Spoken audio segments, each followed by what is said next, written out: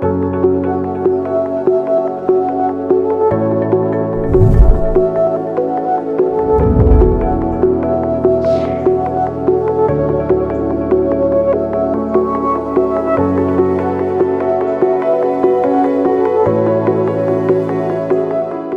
the spiders was huge for us at Fillit because we were able to get validation from the larger Irish tech industry that we are actually building a user experience that was potentially world-class.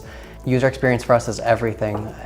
We can't be competitive without having the best-in-class user experience. It's just part of our business. So this was huge validation. We regularly talk to our customers, and when we talk to our customers, they're always saying, you can improve this, you can do that, and we've been really attentive with them.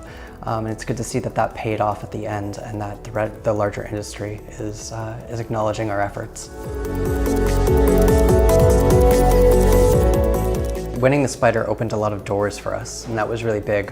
We were able to have conversations that we weren't able to have before, and we actually had a bit more clout within the industry. Some of our customers were skeptical about using the product, but even just seeing a little spider logo on the site made them reassured that we had a user experience that they could trust. I think it's really important to enter the Spider Awards if you're confident with your product. There's a lot of people in the industry who are there who can give you advice or can give you valuable feedback, and it's really important to celebrate your accomplishments alongside other businesses. Since winning the awards, we took it as a bit of a torch to carry.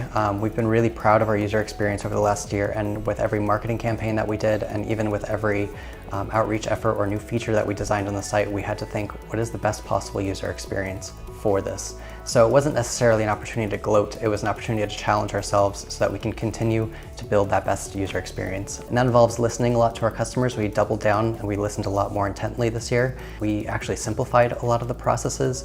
We've added some features that our customers were talking about and asking about, and all of these things came from kind of the inspiration, came from the challenge of, can we keep that top spot?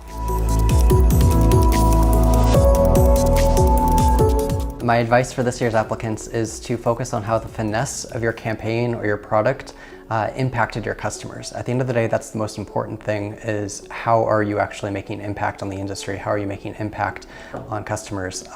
And talk about that. So I'm not really one to speak about trends in the industry. I would much rather focus on the fundamentals, and I think that there's a long way that businesses can go just on the fundamentals alone.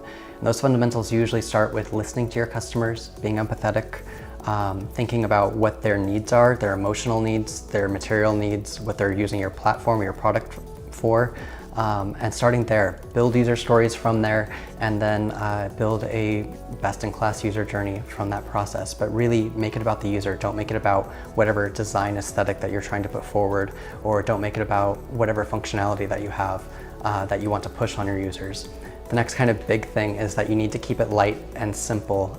If you go off on a tangent, if you build something really in-depth and really beautiful, there's a good chance that you're going to have to change that a million more times before you actually deploy it. So build light and get some validation as soon as possible.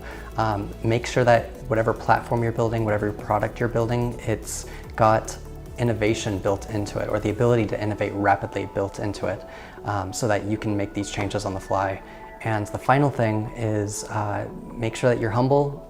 Don't put forward an experience that you think is the best, because at the end of the day, your customers might have a completely different route to take, or they might have completely different needs that need addressing.